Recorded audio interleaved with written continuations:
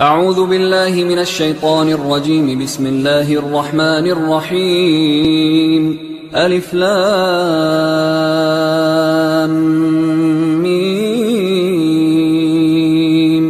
ذلك الكتاب لا ريب فيه هدى للمتقين الذين يؤمنون بالغيب ويقيمون الصلاة ومما رزقناهم ينفقون والذين يؤمنون بما أنزل إليك وما أنزل من قبلك وبالآخرة هم يوقنون أولئك على هدى من ربهم وأولئك هم المفلحون. إن الذين كفروا سواء عليهم أأنذرتهم أم لم تنذرهم لا يؤمنون. ختم الله على قلوبهم وعلى سمعهم وعلى أبصارهم غشاوة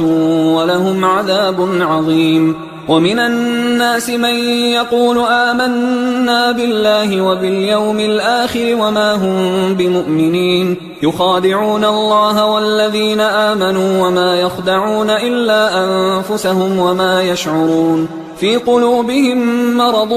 فزادهم الله مرضا ولهم عذاب أليم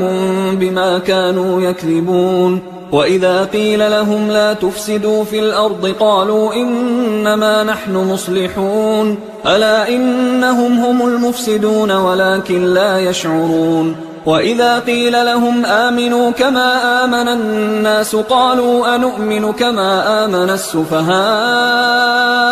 ألا إنهم هم السفهاء ولكن لا يعلمون. وإذا لقوا الذين آمنوا قالوا آمنا وإذا خلوا إلى شياطينهم قالوا إنا معكم إنما نحن مستهزئون. الله يستهزئ بهم ويمدهم في طغيانهم يعمهون. أولئك الذين اشتروا الضلالة بالهدى فما ربحت تجارتهم وما كانوا مهتدين. مثلهم كمثل الذي استوقد نارا فلما أضاءت ما حوله ذهب الله بنورهم وتركهم في ظلمات لا يبصرون. صم بكم عمي فهم لا يرجعون. أو كصيب من السماء فيه ظلمات ورعد وبرق يجعلون أصابعهم في آذانهم من الصواعق حذر الموت والله محيط بالكافرين. يكاد البرق يخطف أبصارهم كلما أضاء لهم مشوا فيه وإذا أظلم عليهم قاموا ولو شاء الله لذهب بسمعهم وأبصارهم إن الله على كل شيء قدير. يا أيها الناس اعبدوا ربكم الذي خلقكم والذين من قبلكم لعلكم تتقون. الذي جعل لكم الأرض فراشا والسماء بناء وأنزل من السماء ماء فأخرج به من الثمرات رزقا لكم فلا تجعلوا لله أندادا وأنتم تعلمون. وإن كنتم في ريب مما نزلنا على عبدنا فأتوا بسورة من مثله وادعوا شهداءكم من دون الله إن كنتم صادقين. فإن لم تفعلوا ولن تفعلوا فاتقوا النار التي وقودها الناس والحجارة أعدت للكافرين. وبشر الذين آمنوا وعملوا الصالحات أن لهم جنات تجري من تحتها الأنهار كلما رزقوا منها من ثمرة رزقا قالوا هذا الذي رزقنا من قبل وأتوا به متشابها ولهم فيها أزواج مطهرة وهم فيها خالدون. إن الله لا يستحيي أن يضرب مثلا ما بعوضة فما فوقها فأما الذين آمنوا فيعلمون أنه الحق من ربهم، وأما الذين كفروا فيقولون ماذا أراد الله بهذا مثلا يضل به كثيرا ويهدي به كثيرا، وما يضل به إلا الفاسقين الذين ينقضون عهد الله من بعد ميثاقه ويقطعون ما أمر الله به أن يوصل ويفسدون في الأرض، أولئك هم الخاسرون. كيف تكفرون بالله وكنتم أمواتا فأحياكم ثم يميتكم ثم يحييكم ثم إليه ترجعون. هو الذي خلق لكم ما في الأرض جميعا ثم استوى إلى السماء فسواهن 7 سماوات وهو بكل شيء عليم. وإذ قال ربك للملائكة إني جاعل في الأرض خليفة قالوا أتجعل فيها من يفسد فيها ويسفك الدماء ونحن نسبح بحمدك ونقدس لك قال إني أعلم ما لا تعلمون. وعلم آدم الأسماء كلها ثم عرضهم على الملائكة فقال أنبئوني بأسماء هؤلاء إن كنتم صادقين. قالوا سبحانك لا علم لنا إلا ما علمتنا إنك أنت العليم الحكيم. قال يا آدم أنبئهم بأسمائهم فلما أنبأهم بأسمائهم قال ألم أقل لكم إني أعلم غيب السماوات والأرض وأعلم ما تبدون وما كنتم تكتمون. وإذ قلنا للملائكة اسجدوا لآدم فسجدوا إلا إبليس أبى واستكبر وكان من الكافرين. وقلنا يا آدم اسكن أنت وزوجك الجنة وكلا منها رغدا حيث شئتما ولا تقربا هذه الشجرة فتكونا من الظالمين. فأزلهما الشيطان عنها فأخرجهما مما كانا فيه وقلنا اهبطوا بعضكم لبعض عدو ولكم في الأرض مستقر ومتاع إلى حين. فتلقى آدم من ربه كلمات فتاب عليه إنه هو التواب الرحيم. قلنا اهبطوا منها جميعا فإما يأتينكم مني هدى فمن تبع هداي فلا خوف عليهم ولا هم يحزنون. والذين كفروا وكذبوا بآياتنا أولئك أصحاب النار هم فيها خالدون. يا بني إسرائيل اذكروا نعمتي التي أنعمت عليكم وأوفوا بعهدي أوف بعهدكم وإياي فارهبون. وآمنوا بما أنزلت مصدقا لما معكم ولا تكونوا أول كافر به ولا تشتروا بآياتي ثمنا قليلا وإياي فاتقون. ولا تلبسوا الحق بالباطل وتكتموا الحق وأنتم تعلمون. وأقيموا الصلاة وآتوا الزكاة واركعوا مع الراكعين. أتأمرون الناس بالبر وتنسون أنفسكم وأنتم تتلون الكتاب أفلا تعقلون. واستعينوا بالصبر والصلاة وإنها لكبيرة إلا على الخاشعين الذين يظنون أنهم ملاقو ربهم وأنهم إليه راجعون. يا بني إسرائيل اذكروا نعمتي التي أنعمت عليكم وأني فضلتكم على العالمين. واتقوا يوما لا تجزي نفس عن نفس شيئا ولا يقبل منها شفاعة ولا يؤخذ منها عدل ولا هم ينصرون. وإذ نجيناكم من آل فرعون يسومونكم سوء العذاب يذبحون أبناءكم ويستحيون نساءكم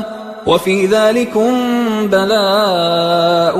من ربكم عظيم. وإذ فرقنا بكم البحر فأنجيناكم وأغرقنا آل فرعون وأنتم تنظرون. وإذ واعدنا موسى 40 ليلة ثم اتخذتم العجل من بعده وأنتم ظالمون ثم عفونا عنكم من بعد ذلك لعلكم تشكرون وإذ آتينا موسى الكتاب والفرقان لعلكم تهتدون وإذ قال موسى لقومه يا قوم إنكم ظلمتم أنفسكم باتخاذكم العجل فتوبوا إلى بارئكم فاقتلوا أنفسكم ذلكم خير لكم عند بارئكم فتاب عليكم إنه هو التواب الرحيم وإذ قلتم يا موسى لن نؤمن لك حتى نرى الله جهرة فأخذتكم الصاعقة وأنتم تنظرون ثم بعثناكم من بعد موتكم لعلكم تشكرون وظللنا عليكم الغمام وأنزلنا عليكم المن والسلوى كلوا من طيبات ما رزقناكم وما ظلمونا ولكن كانوا أنفسهم يظلمون وإذ قلنا ادخلوا هذه القرية فكلوا منها حيث شئتم رغدا وادخلوا الباب سجدا وقولوا حطة نغفر لكم خطاياكم وسنزيد المحسنين فبدل الذين ظلموا قولا غير الذي قيل لهم فأنزلنا على الذين ظلموا رجزا من السماء بما كانوا يفسقون وإذ استسقى موسى لقومه فقلنا اضرب بعصاك الحجر فانفجرت منه 12 عينا قد علم كل أناس مشربهم كلوا واشربوا من رزق الله ولا تعثوا في الأرض مفسدين وإذ قلتم يا موسى لن نصبر على طعام واحد فادع لنا ربك يخرج لنا مما تنبت الأرض من بقلها وقثائها وفومها وعدسها وبصلها قال أتستبدلون الذي هو أدنى بالذي هو خير اهبطوا مصرا فإن لكم ما سألتم وضربت عليهم الذلة والمسكنة وباءوا بغضب من الله ذلك بأنهم كانوا يكفرون بآيات الله ويقتلون النبيين بغير الحق ذلك بما عصوا وكانوا يعتدون إن الذين آمنوا والذين هادوا والنصارى والصابئين من آمن بالله واليوم الآخر وعمل صالحا فلهم أجرهم عند ربهم ولا خوف عليهم ولا هم يحزنون وإذ أخذنا ميثاقكم ورفعنا فوقكم الطور خذوا ما آتيناكم بقوة واذكروا ما فيه لعلكم تتقون ثم توليتم من بعد ذلك فلولا فضل الله عليكم ورحمته لكنتم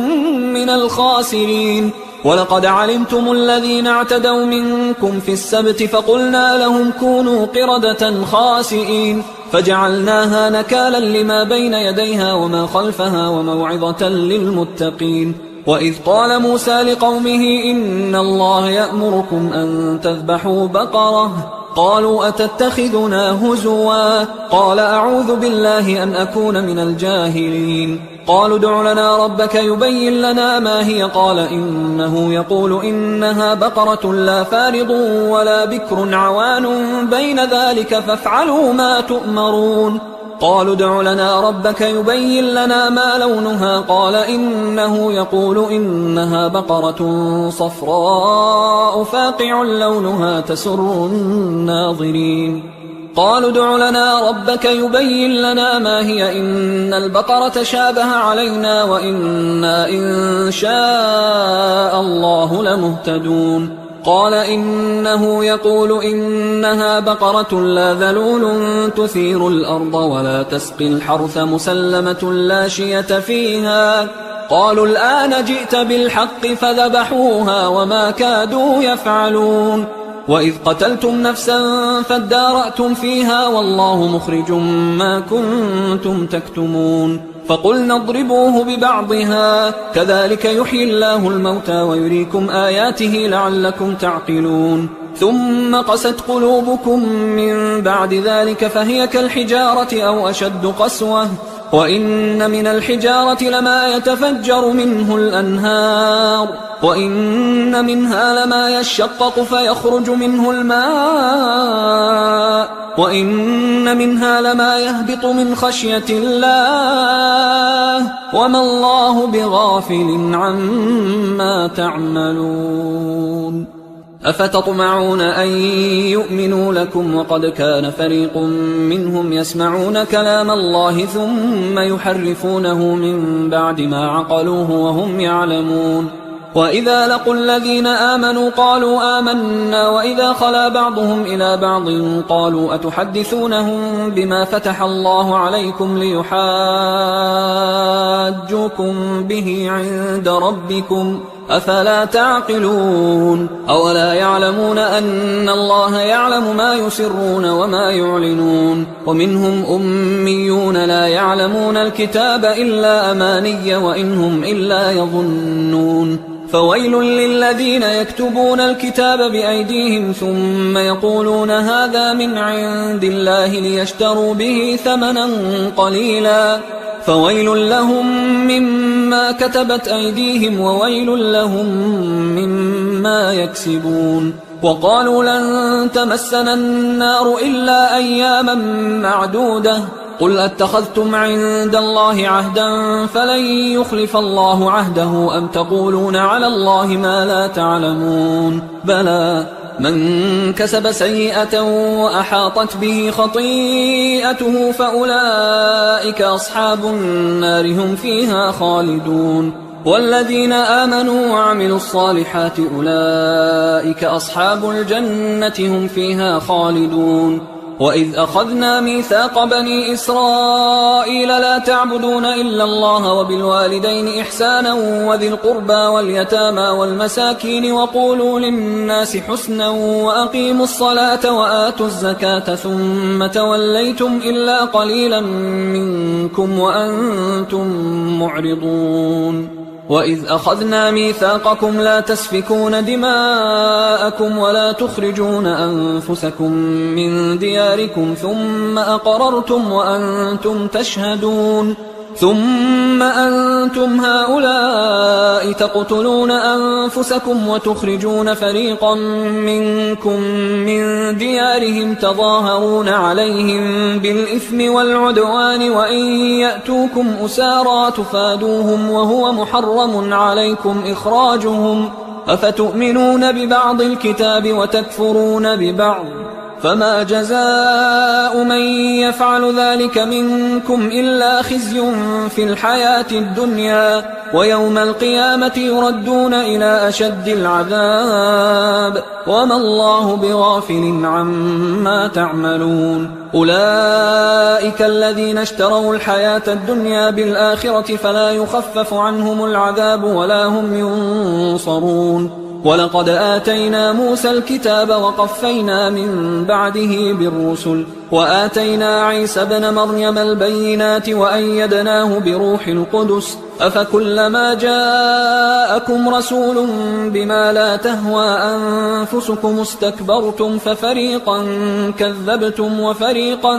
تقتلون وقالوا قلوبنا غلف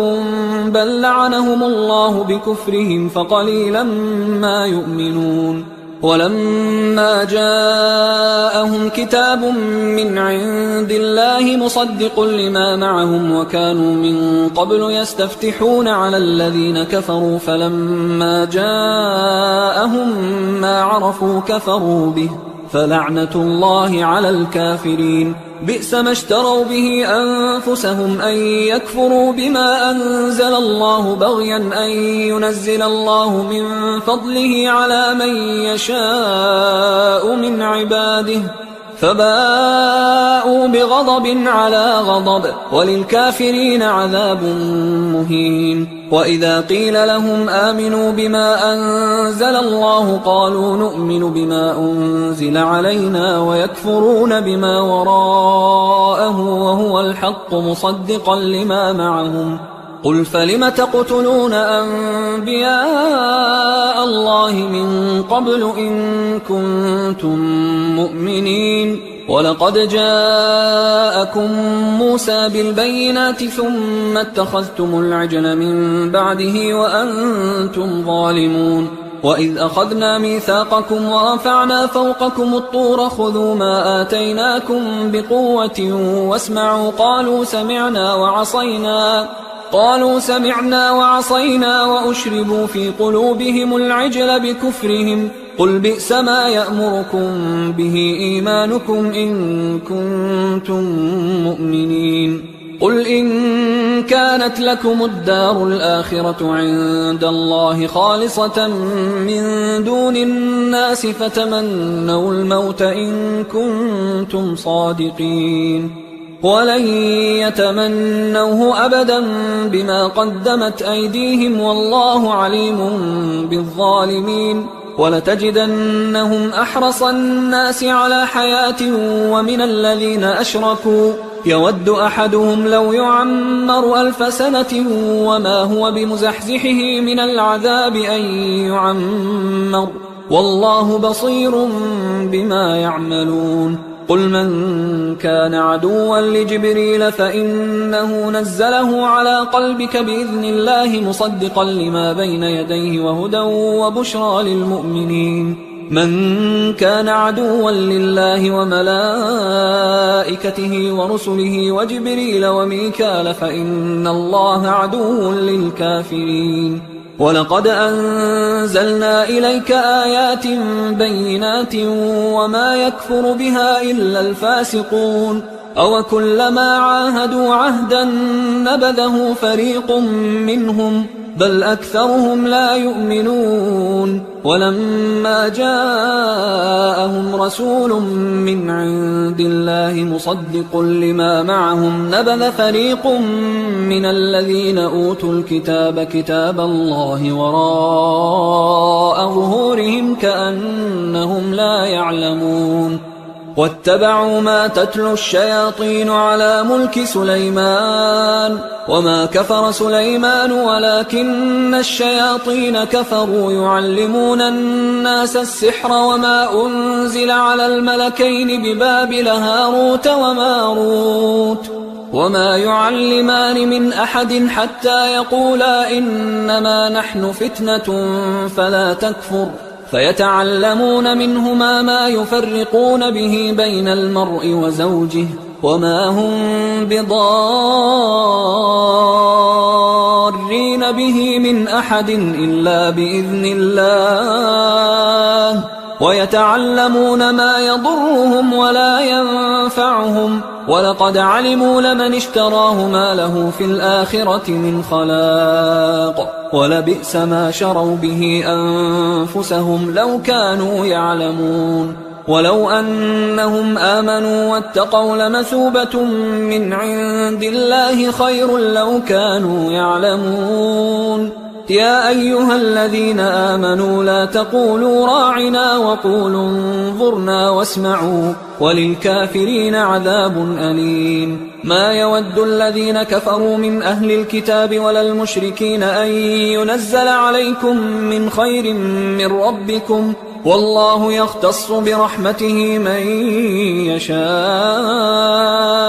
والله ذو الفضل العظيم ما ننسخ من آية أو ننسها نأت بخير منها أو مثلها ألم تعلم أن الله على كل شيء قدير ألم تعلم أن الله له ملك السماوات والأرض وما لكم من دون الله من ولي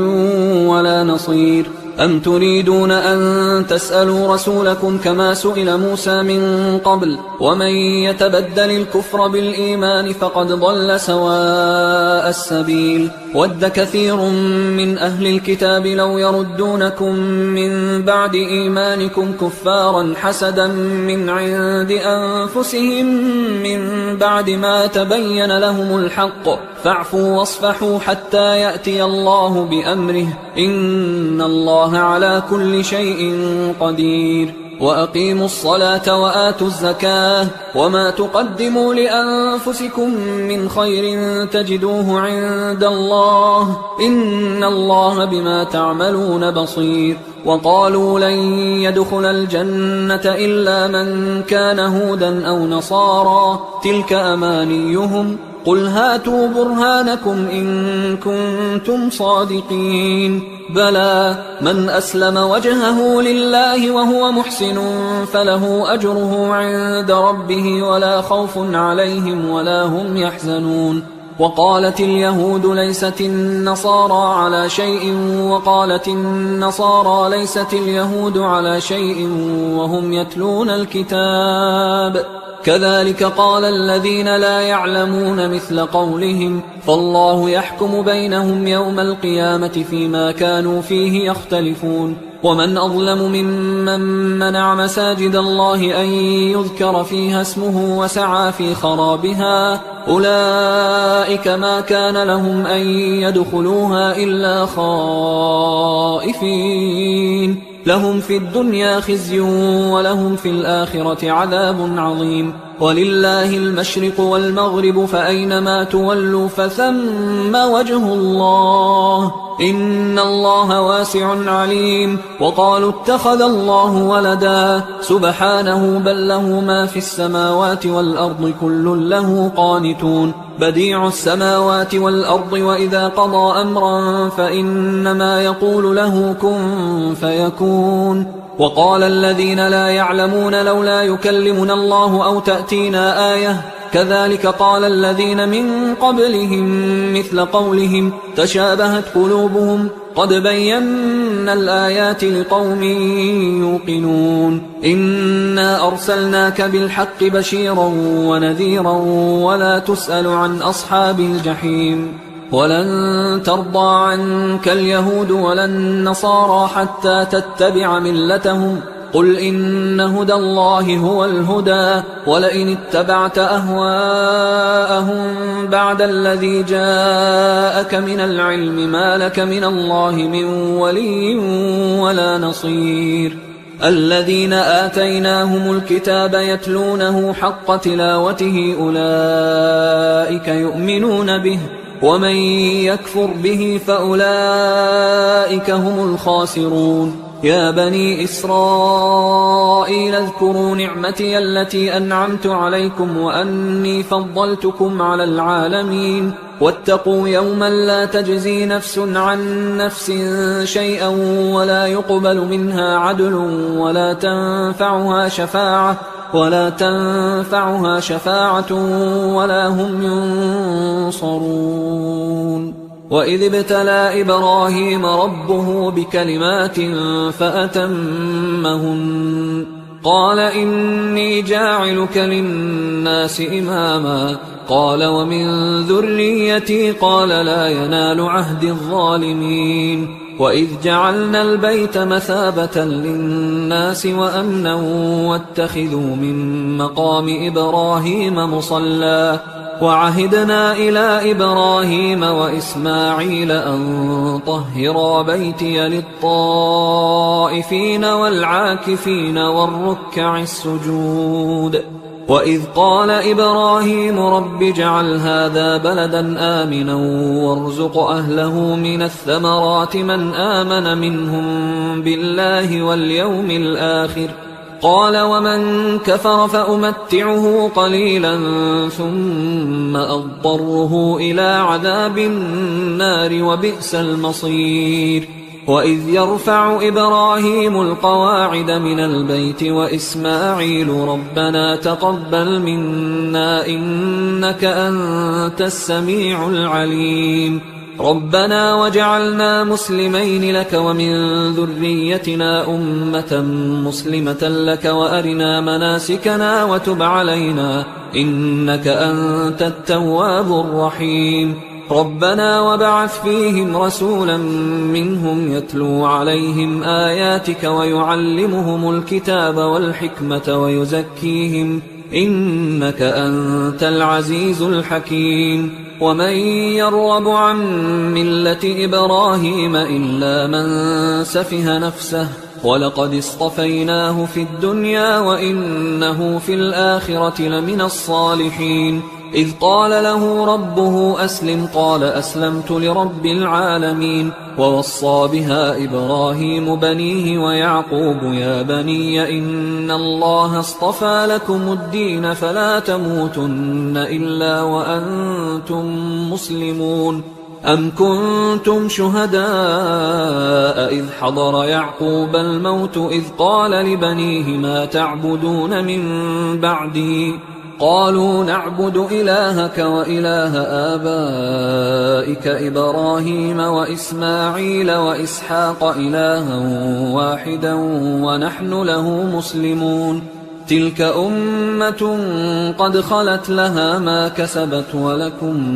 ما كسبتم ولا تسألون عما كانوا يعملون. وقالوا كونوا هودا أو نصارى تهتدوا قل بل ملة إبراهيم حنيفا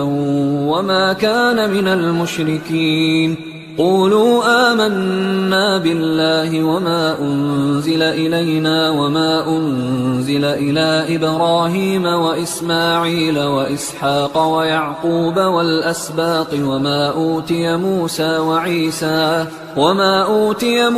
وعيسى وما أوتي النبيون من ربهم لا نفرق بين أحد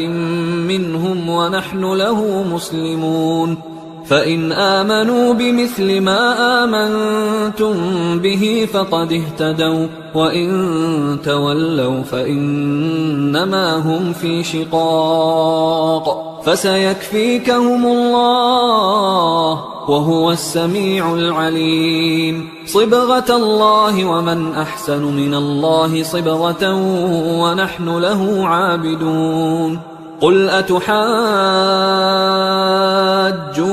في الله وهو ربنا وربكم ولنا أعمالنا ولكم أعمالكم ونحن له مخلصون. أم تقولون إن إبراهيم وإسماعيل وإسحاق ويعقوب والأسباط كانوا هودا أو نصارى قل أأنتم أعلم أم الله ومن أظلم ممن كتم شهادة عنده من الله وما الله بغافل عما تعملون. تلك أمة قد خلت لها ما كسبت ولكم ما كسبتم ولا تسألون عما كانوا يعملون. سيقول السفهاء من الناس ما ولاهم عن قبلتهم التي كانوا عليها قل لله المشرق والمغرب يهدي من يشاء إلى صراط مستقيم. وكذلك جعلناكم أمة وسطا لتكونوا شهداء على الناس ويكون الرسول عليكم شهيدا. وما جعلنا القبلة التي كنت عليها إلا لنعلم من يتبع الرسول ممن ينقلب على عقبيه وإن كانت لكبيرة إلا على الذين هدى الله وما كان الله ليضيع إيمانكم إن الله بالناس لرؤوف رحيم. قد نرى تقلب وجهك في السماء فلنولينك قبلة ترضاها فول وجهك شطر المسجد الحرام وحيث ما كنتم فولوا وجوهكم شطره وإن الذين أوتوا الكتاب ليعلمون أنه الحق من ربهم وما الله بغافل عما يعملون. ولئن أتيت الذين أوتوا الكتاب بكل آية ما تبعوا قبلتك وما أنت بتابع قبلتهم وما بعضهم بتابع قبلة بعض ولئن اتبعت أهواءهم من بعد ما جاءك من العلم إنك إذا لمن الظالمين. الذين آتيناهم الكتاب يعرفونه كما يعرفون أبناءهم وإن فريقا منهم ليكتمون الحق وهم يعلمون الحق من ربك فلا تكونن من الممترين ولكل وجهة هو موليها فاستبقوا الخيرات أينما تكونوا يأت بكم الله جميعا إن الله على كل شيء قدير ومن حيث خرجت فول وجهك شطر المسجد الحرام وإنه للحق من ربك وما الله بغافل عما تعملون ومن حيث خرجت فول وجهك شطر المسجد الحرام وحيث ما كنتم فولوا وجوهكم شطره لئلا يكون للناس عليكم حجة إلا الذين ظلموا منهم فلا تخشوهم واخشوني ولأتم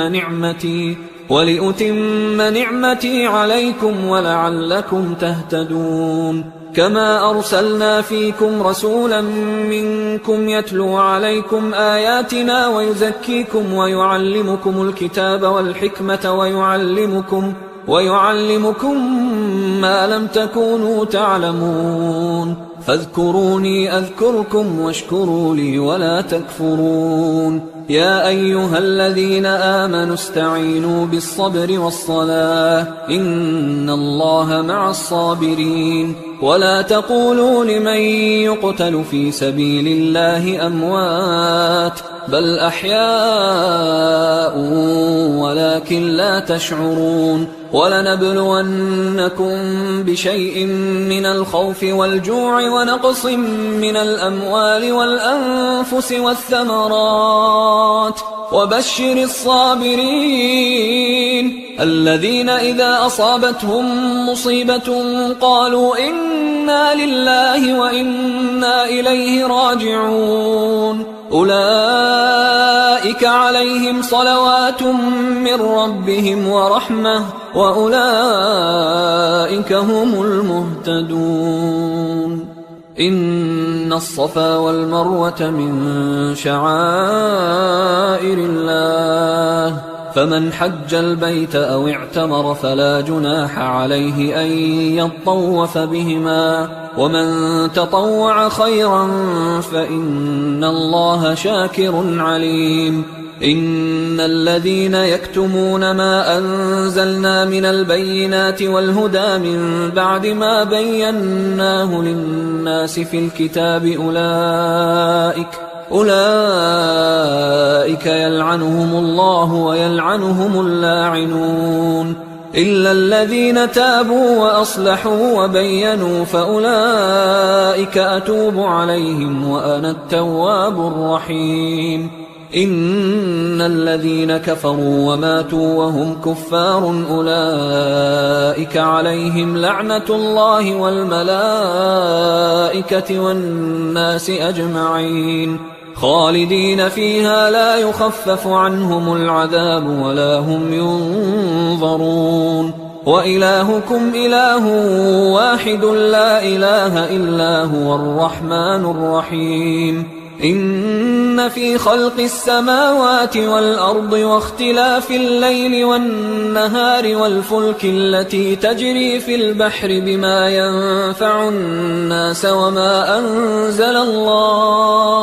وما أنزل الله من السماء من ماء فأحيا به الأرض بعد موتها وبث فيها من كل دابة وتصريف الرياح والسحاب المسخر بين السماء والأرض لآيات لقوم يعقلون ومن الناس من يتخذ من دون الله أندادا يحبونهم كحب الله والذين آمنوا أشد حبا لله ولو يرى الذين ظلموا إذ يرون العذاب أن القوة لله جميعا وأن الله شديد العذاب إذ تبرأ الذين اتبعوا من الذين اتبعوا ورأوا العذاب وتقطعت بهم الأسباب وقال الذين اتبعوا لو أن لنا كرة فنتبرأ منهم كما تبرأوا منا كذلك يريهم الله أعمالهم حسرات عليهم وما هم بخارجين من النار يا أيها الناس كلوا مما في الأرض حلالا طيبا ولا تتبعوا خطوات الشيطان إنه لكم عدو مبين إنما يأمركم بالسوء والفحشاء وأن تقولوا على الله ما لا تعلمون وإذا قيل لهم اتبعوا ما أنزل الله قالوا بل نتبع ما ألفينا عليه آباءنا أولو كان آباؤهم لا يعقلون شيئا ولا يهتدون ومثل الذين كفروا كمثل الذي ينعق بما لا يسمع إلا دعاء ونداء صم بكم عمي فهم لا يعقلون يا أيها الذين آمنوا كلوا من طيبات ما رزقناكم واشكروا لله إن كنتم إياه تعبدون إنما حرم عليكم الميتة والدم ولحم الخنزير وما أهل به لغير الله فمن اضطر غير باغ ولا عاد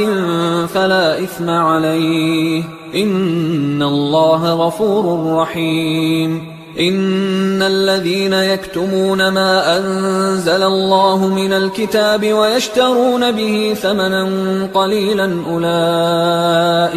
أولئك ما يأكلون في بطونهم إلا النار ولا يكلمهم الله يوم القيامة ولا يزكيهم ولهم عذاب أليم أولئك الذين اشتروا الضلالة بالهدى والعذاب بالمغفرة فما أصبرهم على النار ذلك بأن الله نزل الكتاب بالحق وإن الذين اختلفوا في الكتاب لفي شقاق بعيد ليس البر أن تولوا وجوهكم قبل المشرق والمغرب ولكن البر من آمن بالله واليوم الآخر والملائكة والكتاب والنبيين وآتى المال على حبه ذوي القربى واليتامى والمساكين وابن السبيل والسائلين وفي الرقاب وأقام الصلاة وآتى الزكاة والموفون بعهدهم إذا عاهدوا والصابرين في البأساء والضراء وحين البأس أولئك الذين صدقوا وأولئك هم المتقون يا أيها الذين آمنوا كتب عليكم القصاص في القتلى الحر بالحر والعبد بالعبد والأنثى بالأنثى فمن عفي له من أخيه شيء فاتباع بالمعروف وأداء إليه بإحسان ذلك تخفيف من ربكم ورحمة فمن اعتدى بعد ذلك فله عذاب أليم ولكم في القصاص حياة يا أولي الألباب لعلكم تتقون كتب عليكم إذا حضر أحدكم الموت إن ترك خيرا الوصية للوالدين والأقربين بالمعروف حقا على المتقين فمن بدله بعدما سمعه فإنما إثمه على الذين يبدلونه إن الله سميع عليم فمن خاف من موص جنفا أو إثما فأصلح بينهم فلا إثم عليه إن الله غفور رحيم.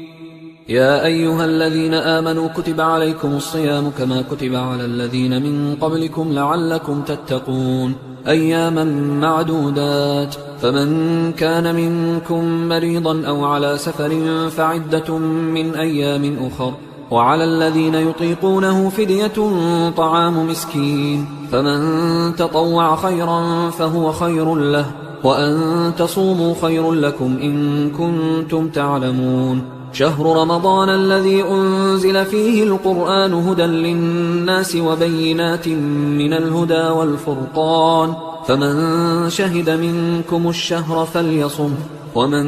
كان مريضا أو على سفر فعدة من أيام أخر، يريد الله بكم اليسر ولا يريد بكم العسر ولتكملوا العدة ولتكبروا الله على ما هداكم ولعلكم تشكرون. وإذا سألك عبادي عني فإني قريب أجيب دعوة الداع إذا دعان، فليستجيبوا لي وليؤمنوا بي لعلهم يرشدون. أحل لكم ليلة الصيام الرفث إلى نسائكم هن لباس لكم وأنتم لباس لهن، علم الله أنكم كنتم تختانون أنفسكم فتاب عليكم وعفى عنكم، فالآن باشروهن وابتغوا ما كتب الله لكم، وكلوا واشربوا حتى يتبين لكم الخيط الأبيض من الخيط الأسود من الفجر، ثم أتموا الصيام إلى الليل، ولا تباشروهن وأنتم عاكفون في المساجد،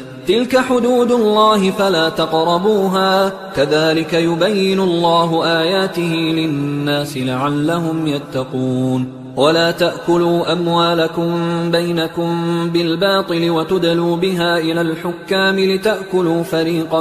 من أموال الناس بالإثم وأنتم تعلمون. يسألونك عن الأهلة قل هي مواقيت للناس والحج، وليس البر بأن تأتوا البيوت من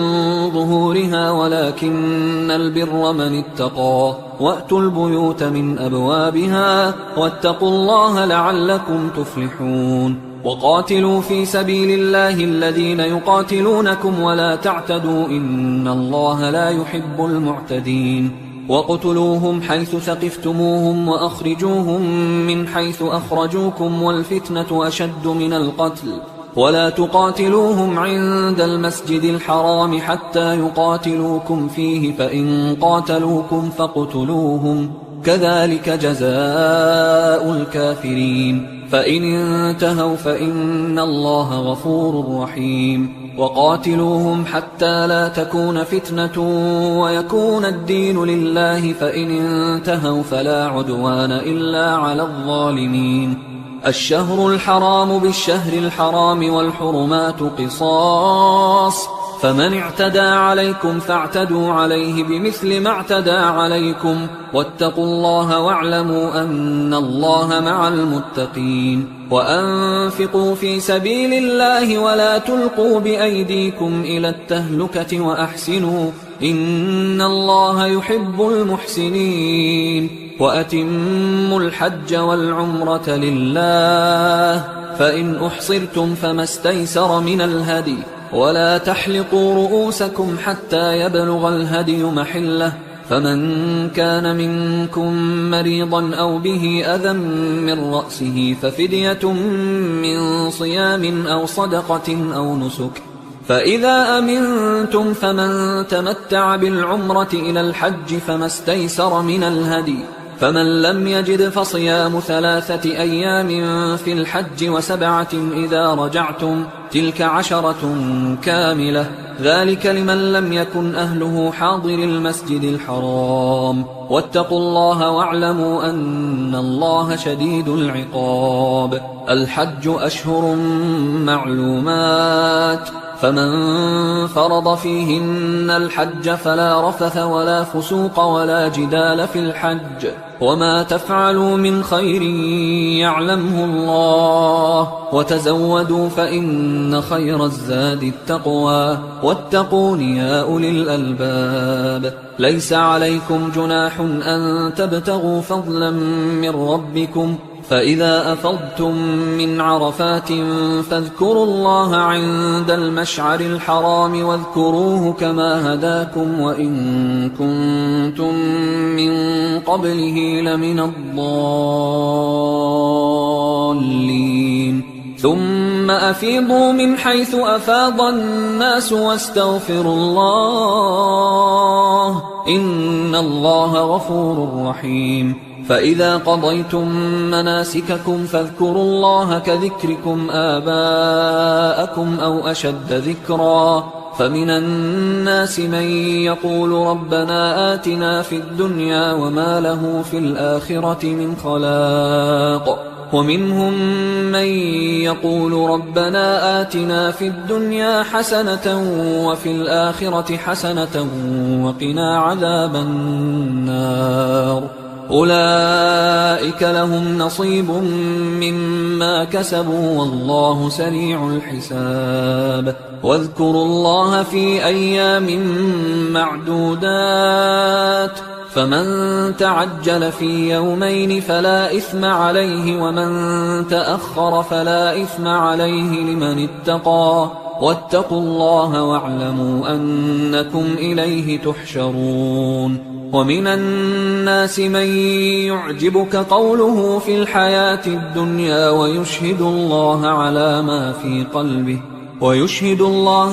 ما في قلبه وهو ألد الخصام. وإذا تولى سعى في الأرض ليفسد فيها ويهلك الحرث والنسل والله لا يحب الفساد. وإذا قيل له اتق الله أخذته العزة بالإثم فحسبه جهنم ولبئس المهاد. ومن الناس من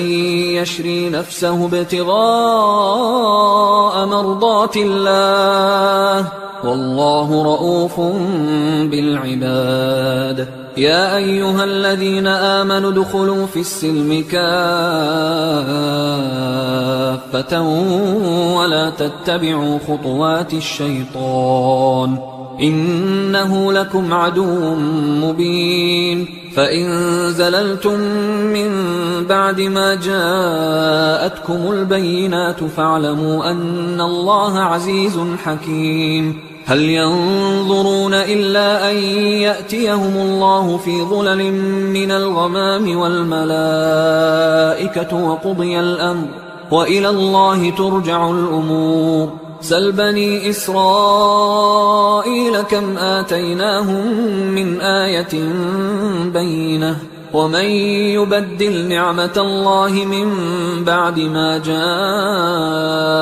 فإن الله شديد العقاب. زين للذين كفروا الحياة الدنيا ويسخرون من الذين آمنوا والذين اتقوا فوقهم يوم القيامة والله يرزق من يشاء بغير حساب. كان الناس أمة واحدة فبعث الله النبيين مبشرين ومنذرين وأنزل معهم الكتاب بالحق ليحكم بين الناس فيما اختلفوا فيه وما اختلف فيه إلا الذين أوتوه من بعد ما جاءتهم البينات بغيا بينهم فهدى الله الذين آمنوا لما اختلفوا فيه من الحق بإذنه والله يهدي من يشاء إلى صراط مستقيم. أم حسبتم أن تدخلوا الجنة ولما يأتكم مثل الذين خلوا من قبلكم مستهم البأساء والضراء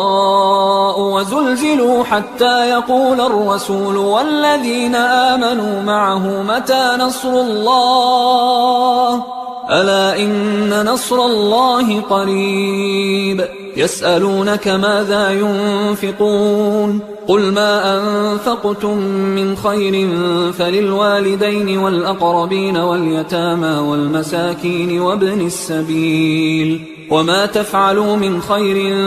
فإن الله به عليم كتب عليكم القتال وهو كره لكم وعسى أن تكرهوا شيئا وهو خير لكم وعسى أن تحبوا شيئا وهو شر لكم والله يعلم وأنتم لا تعلمون يسألونك عن الشهر الحرام قتال فيه قل قتال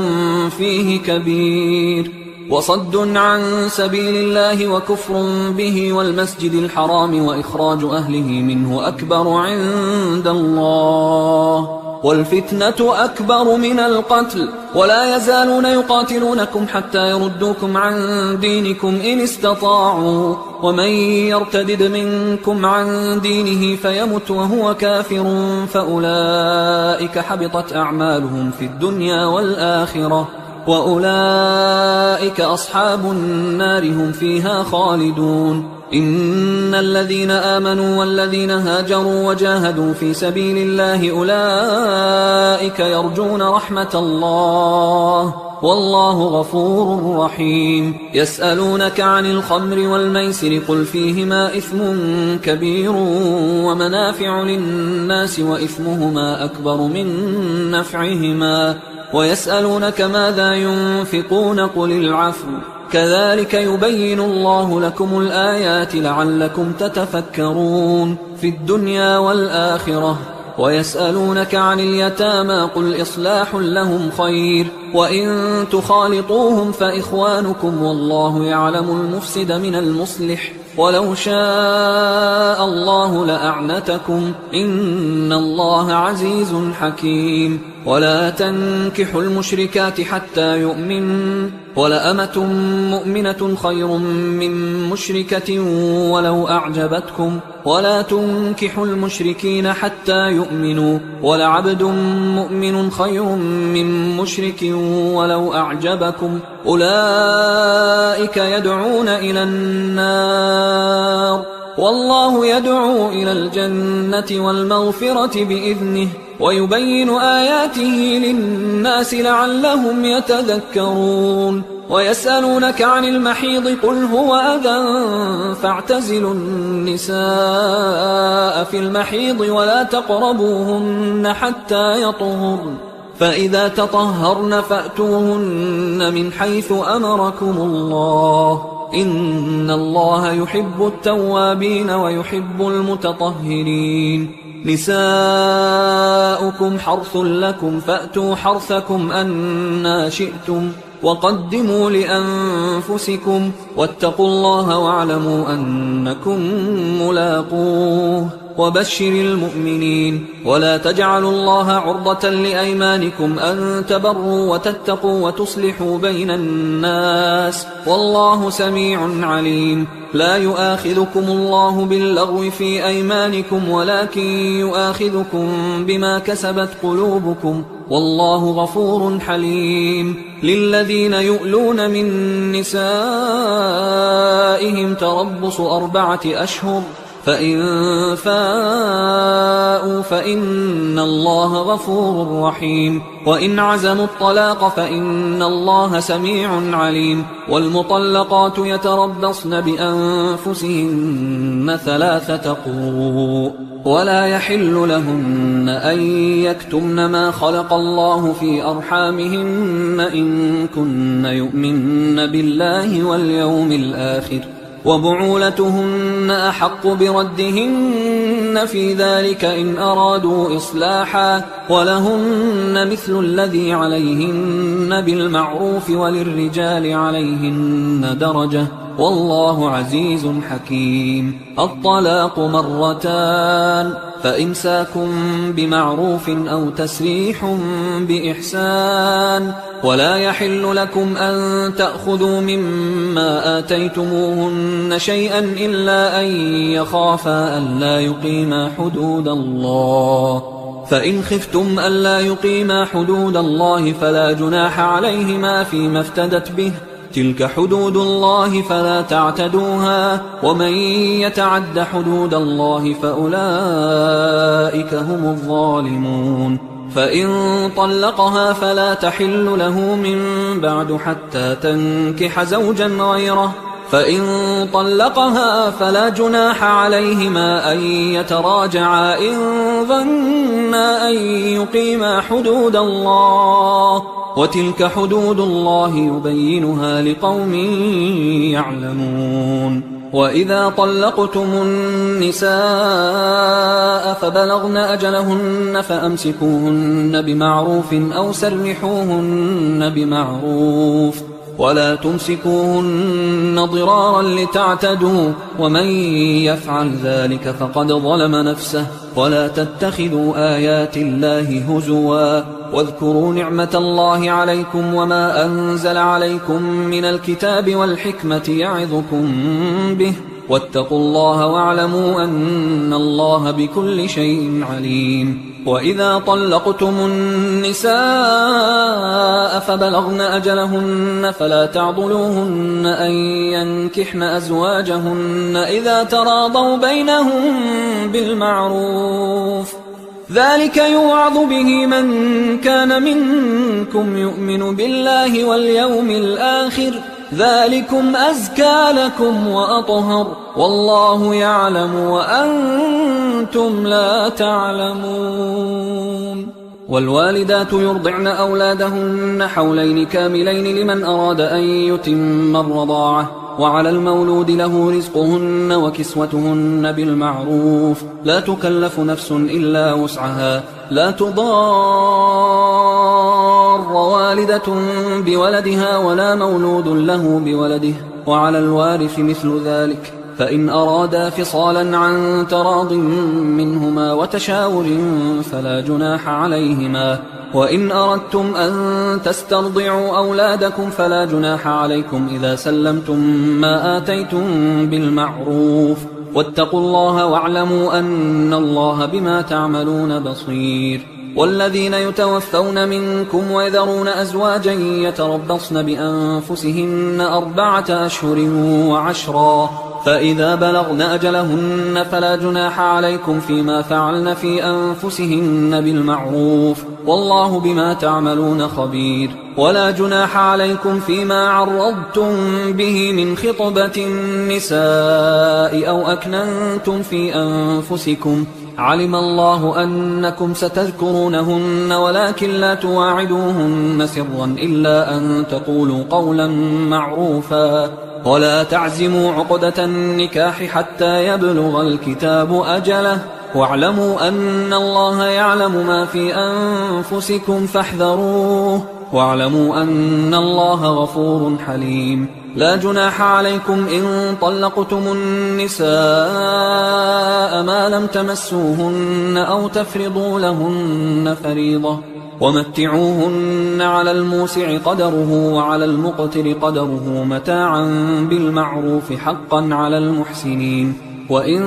طلقتموهن من قبل أن تمسوهن وقد فرضتم لهن فريضة فنصف ما فرضتم إلا أن يعفون أو يعفو الذي بيده عقدة النكاح وأن تعفوا أقرب للتقوى ولا تنسوا الفضل بينكم إن الله بما تعملون بصير حافظوا على الصلوات والصلاة الوسطى وقوموا لله قانتين فإن خفتم فرجالا أو ركبانا فإذا أمنتم فاذكروا الله كما علمكم ما لم تكونوا تعلمون والذين يتوفون منكم ويذرون أزواجا وصية لأزواجهم متاعا إلى الحول غير إخراج فإن خرجن فلا جناح عليكم فيما فعلن في أنفسهن من معروف والله عزيز حكيم وللمطلقات متاع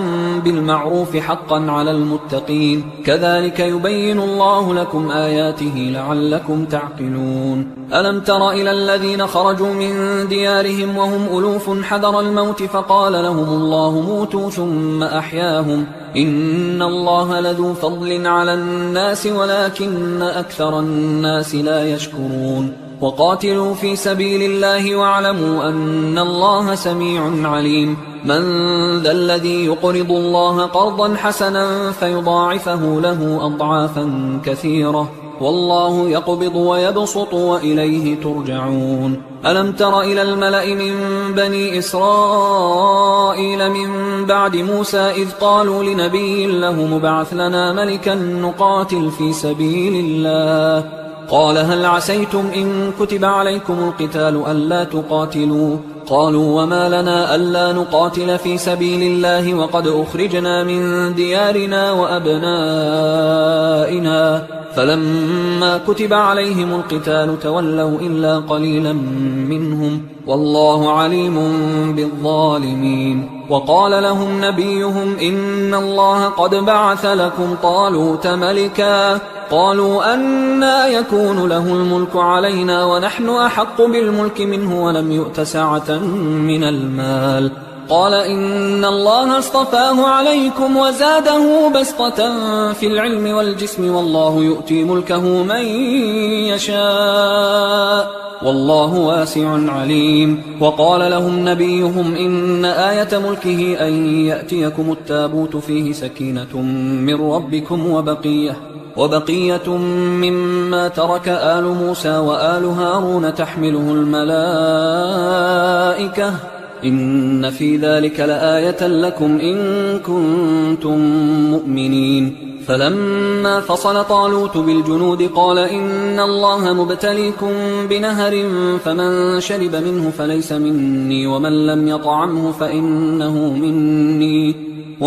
يطعمه فإنه مني إلا من اغترف غرفة بيده فشربوا منه إلا قليلا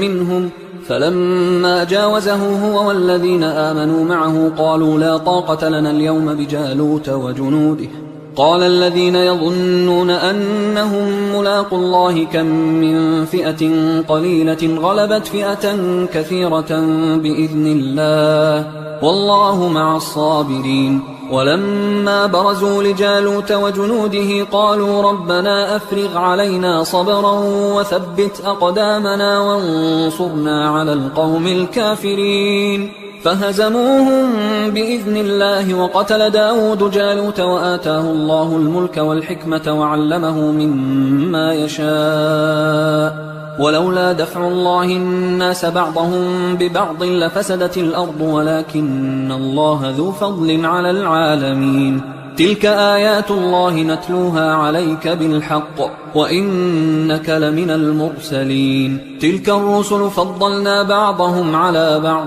منهم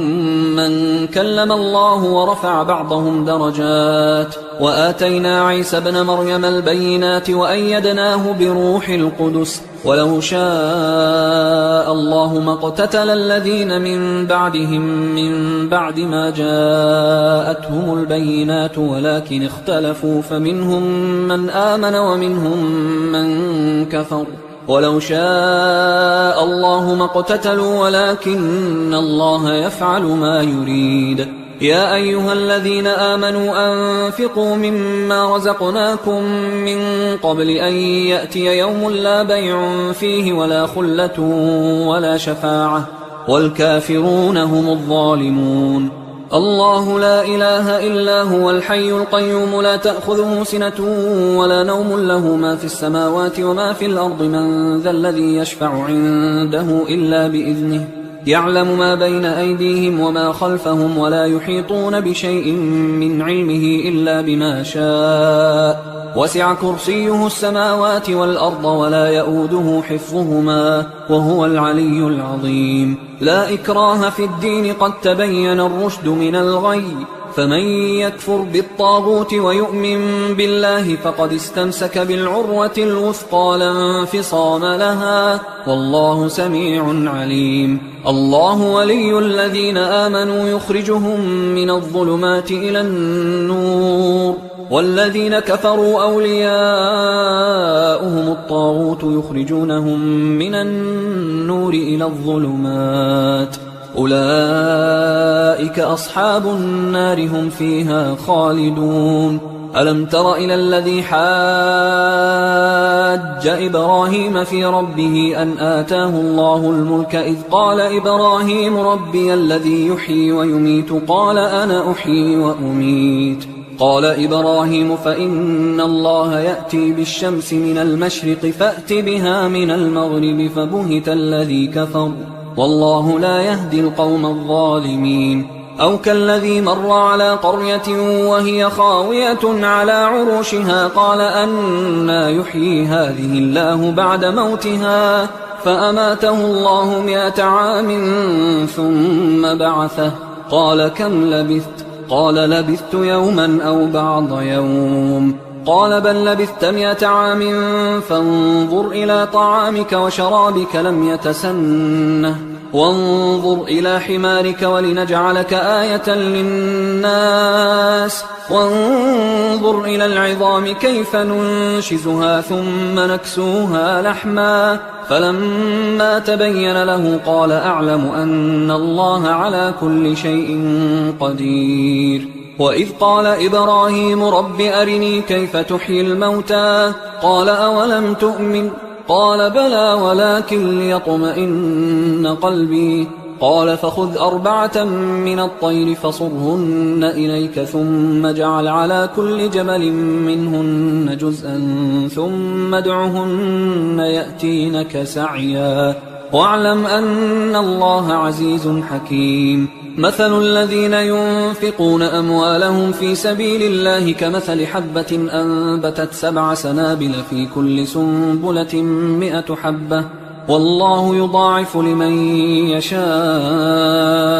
والله واسع عليم الذين ينفقون أموالهم في سبيل الله ثم لا يتبعون ما أنفقوا منا ولا أذى لهم أجرهم عند ربهم ولا خوف عليهم ولا هم يحزنون قول معروف ومغفرة خير من صدقة يتبعها أذى والله غني حليم يا أيها الذين آمنوا لا تبطلوا صدقاتكم بالمن والأذى كالذي ينفق ماله رئاء الناس ولا يؤمن بالله واليوم الآخر فمثله كمثل صفوان عليه تراب فأصابه وابل فتركه صلدا لا يقدرون على شيء مما كسبوا والله لا يهدي القوم الكافرين ومثل الذين ينفقون أموالهم ابتغاء مرضات الله وتثبيتا من أنفسهم كمثل جنة بربوة أصابها وابل فآتت أكلها ضعفين فإن لم يصبها وابل فطل والله بما تعملون بصير أيود أحدكم أن تكون له جنة من نخيل وأعناب تجري من تحتها الأنهار له فيها من كل الثمرات وأصابه الكبر وله ذرية ضعفاء فأصابها إعصار فيه نار فاحترقت كذلك يبين الله لكم الآيات لعلكم تتفكرون يا أيها الذين آمنوا أنفقوا من طيبات ما كسبتم ومما أخرجنا لكم من الأرض ولا تيمموا الخبيث منه تنفقون ولستم بآخذيه إلا أن تغمضوا فيه واعلموا أن الله غني حميد الشيطان يعدكم الفقر ويأمركم بالفحشاء والله يعدكم مغفرة منه وفضلا والله واسع عليم يؤتي الحكمة من يشاء ومن يؤت الحكمة فقد أوتي خيرا كثيرا وما يذكر إلا أولو الألباب وما أنفقتم من نفقة أو نذرتم من نذر فإن الله يعلمه وما للظالمين من أنصار إن تبدوا الصدقات فنعما هي وإن تخفوها وتؤتوها الفقراء فهو خير لكم ويكفر عنكم من سيئاتكم والله بما تعملون خبير ليس عليك هداهم ولكن الله يهدي من يشاء وما تنفقوا من خير فلأنفسكم وما تنفقون إلا ابتغاء وجه الله وما تنفقوا من خير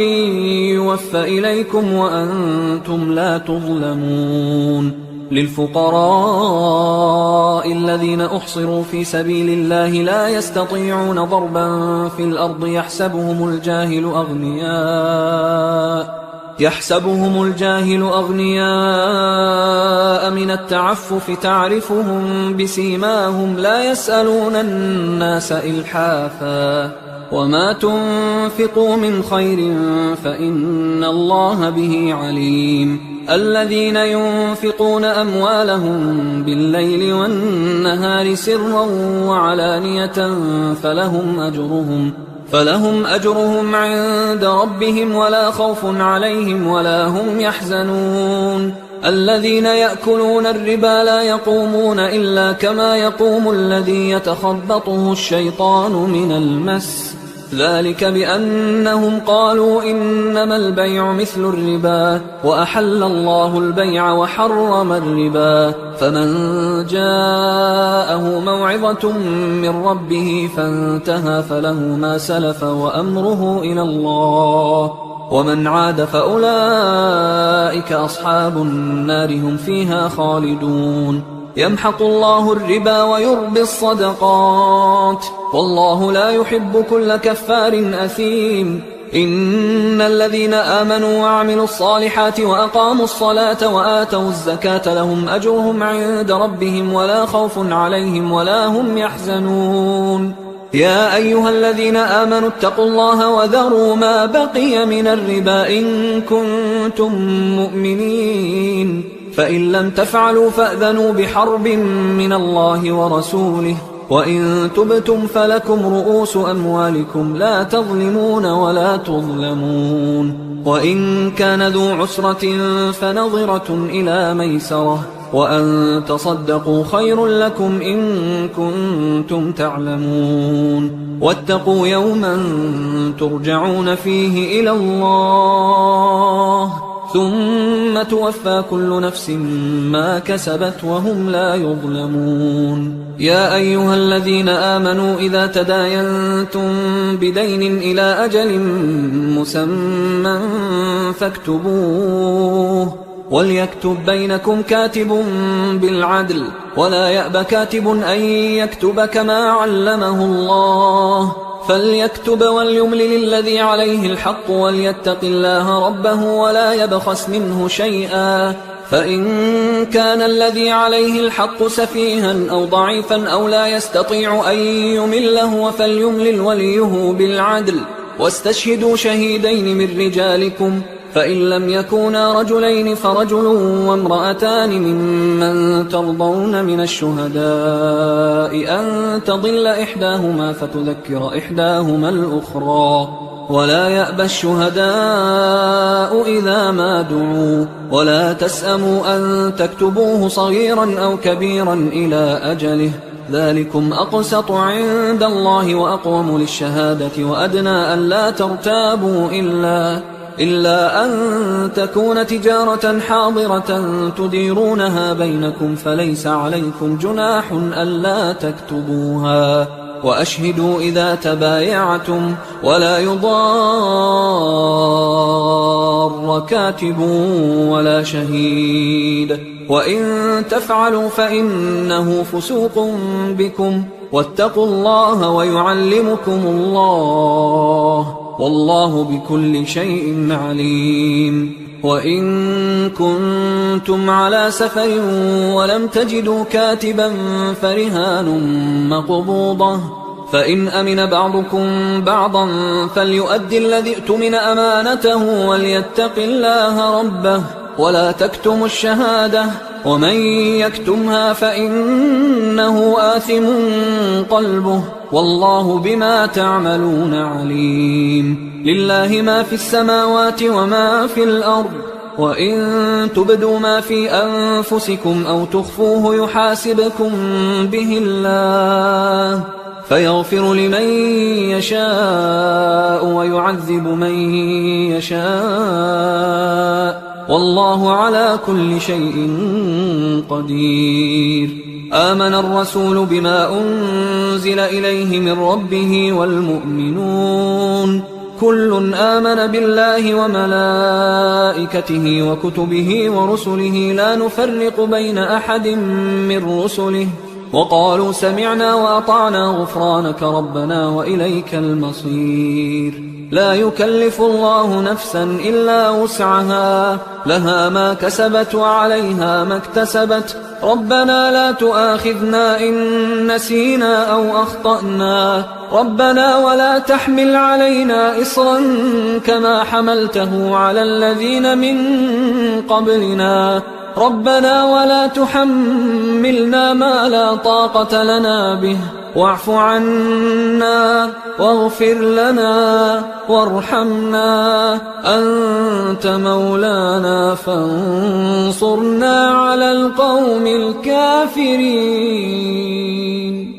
حصري